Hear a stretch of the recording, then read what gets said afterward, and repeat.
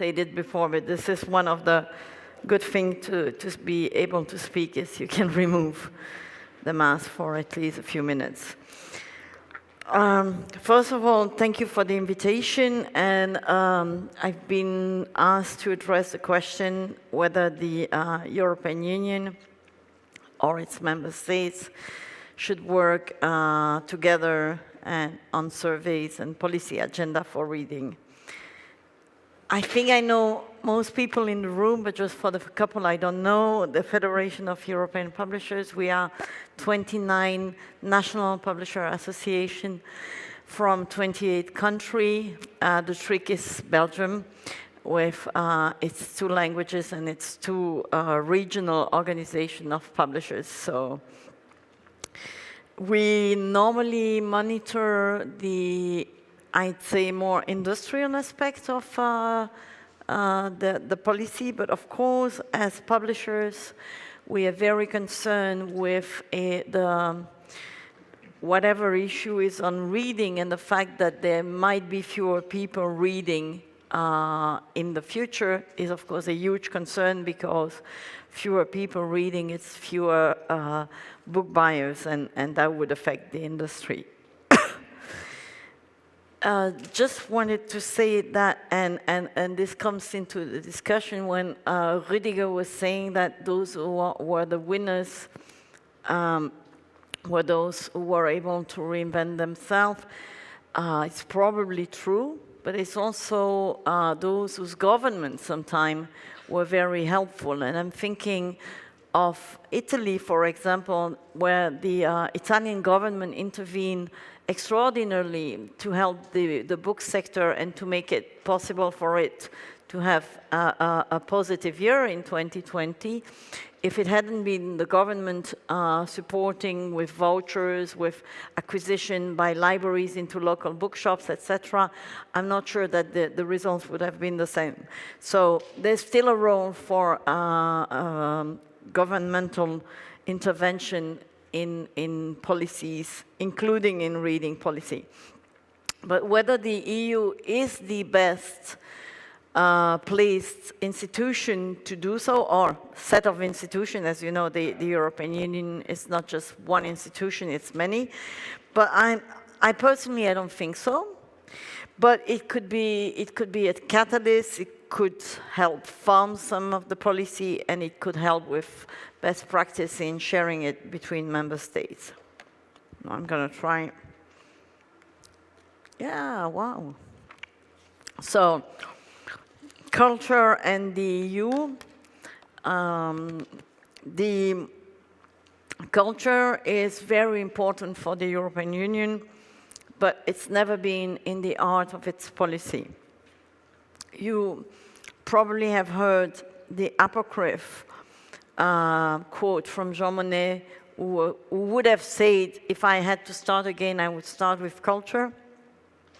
Or of Churchill, who said, when allegedly asked to cut arts and cultural funding, what are we fighting for if we're not fighting for that? We know the apocryph, but we also, I think I've been in many, many meetings of European leaders where they have repeated those quotes, which means something.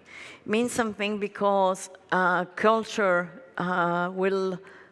would, I don't know what verb I should use, but legitimate the European Union, which is, of course, facing a big legitimacy crisis. So supporting culture, spreading culture, sharing culture, using culture as soft power is something that the European Union and the Commission, which is the operational body in the European Union, is trying to do. And they've been doing it for a long time with cinema. Of course, cinema is easy. First of all, it's glamorous, so all politicians love to go to Cannes or Berlin or Venice and have their picture taken with stars. Secondly, it can travel quite easily, much more easily than books that need to be translated, and translation is a costly and time-consuming effort, and therefore this takes longer. And then, of course, there's the music sector, but again, music, I may not speak Finnish, but I can listen to a Finnish song and enjoy it without understanding a word. I wouldn't enjoy similarly a Finnish book. I don't know why I take Finnish, but I think it's one of the most complicated language in Europe. So when you hear about all of the politicians, when we meet them, when we go and see them with the federation, they will tell us as much. They will tell us that books are very important, and that they would do everything to support the book sector, and that it's even more important nowadays that we're facing with such waves, in plural, of disinformation and fake news. So being able to read and read books is an important element of democracy. However, as I mentioned, because of the difficulty of language, the book has always been the poorest funded of all of the cultural industries in Europe.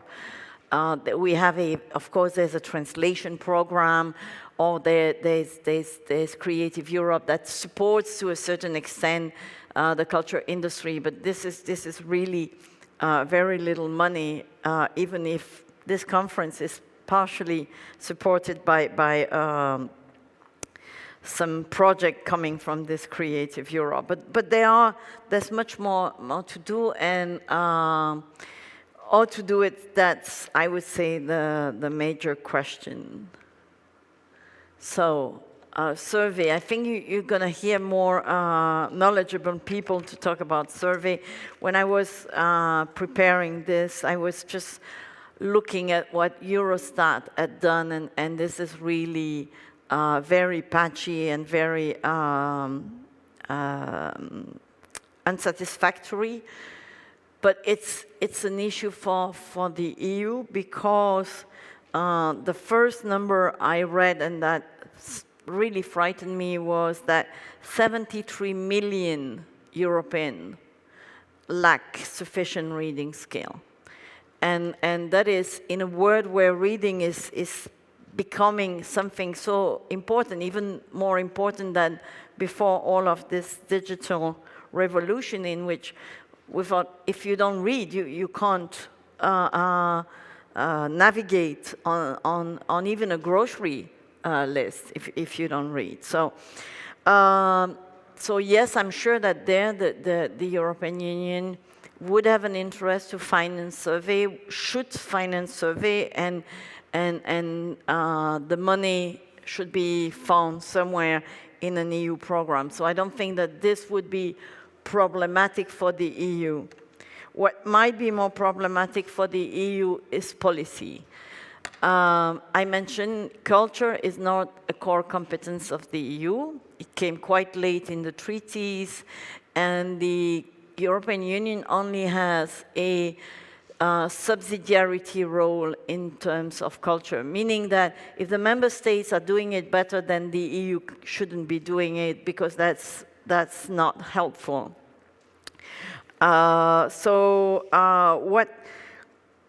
They cannot legislate as the member states. We're talking with our colleagues last week, and several of us announced book laws in their respective countries. That's something that the EU couldn't do, because it would impede on the national prerogative upon culture.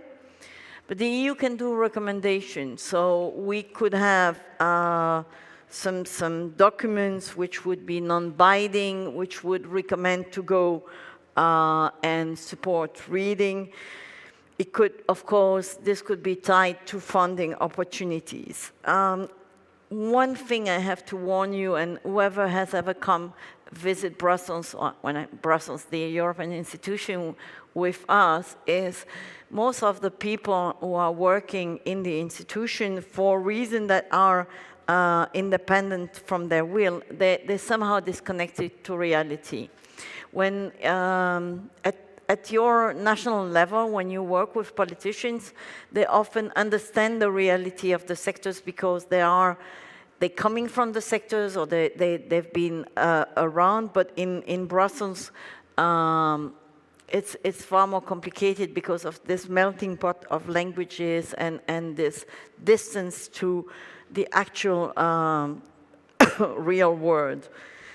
This being said, I'm a completely convinced European, so don't hear what I didn't say. But I think that sometimes asking them to do something may have a counterproductive element. In terms of reading policy, I think you should know that there's a network of reading promotion agency that's called EU Read that has launched a petition in 2018 to ask for action in the promotion of reading, and they were meant to organize an event in 2020 to present that petition. They had been supported by the then president of the European Parliament, an Italian called Mr. Tajani. And but in the meanwhile, there has been election, and then there has been COVID, so we're still waiting for that petition to be presented. We, as FEP, we are a member of EU Read, so well, we'll keep on following that, and I will also make sure that whatever is discussed here is brought to the attention of those agencies. So what I think would be the best for the EU to support reading is to fund some campaigns, whether it should be European campaigns or national campaigns. I think that I'm not sure you can do something that will echo the same way in the south of Europe and in the north, in the east, in the west. So I think there may be more coordination between a number of national or regional campaigns rather than a big European campaign. But I'm by far not an expert, so that's really just a very personal opinion. I think what would be really useful is for the EU to fund exchange of best practices and cooperation between countries, and to make sure that the countries who are developing something interesting can share it with the others, and the other can adopt it eventually. It could sponsor a week, a month, or a year of reading. We had a year of reading several years ago. This year we have the year of the train, so why not reading? But I think a week is probably an easier thing to start with, and if we could have a week where we discuss reading all over Europe, that would be interesting. It could eventually clearly support research, both in finding information about the surveys, but also maybe research on the difference between reading on print and reading digitally, and because although, yes, digitally has obviously grown in the last month and the last year, there are still doubts about what impact it has on your reading habits and on the way you actually digest the text. So that's things we could explore with the Commission. We know there's an appetite for that, especially from the Commissioner, who's a Bulgarian politician, and she's really interested into reading. I think where we could have a really good opportunity is on education. Education is even less than culture or competence of Europe, so you may say this is not the right approach, but actually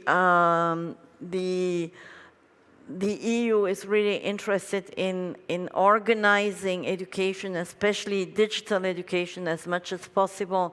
And they've launched an action plan on digital education. And I think it's a good opportunity to remind the EU of the importance of reading in class and of adapting reading in class. We discussed it yesterday. The importance also to provide students with books that they want to read, and not just books that we think they read. Maybe they can read those books later when they have accustomed themselves with reading, when they have starting enjoying themselves with reading. So I think there's a chance to to talk, although all that is non-binding, and of course it would be up to the member states and to whoever operates education in the country to be looking into education and reading in classes. So this is a few things that the EU can do. I wouldn't raise the expectation too much, but I think that who doesn't try never succeeds. So I would encourage us to try together to get them to act to a certain extent. And if you have any ideas, please send them to us or to me. Thank you.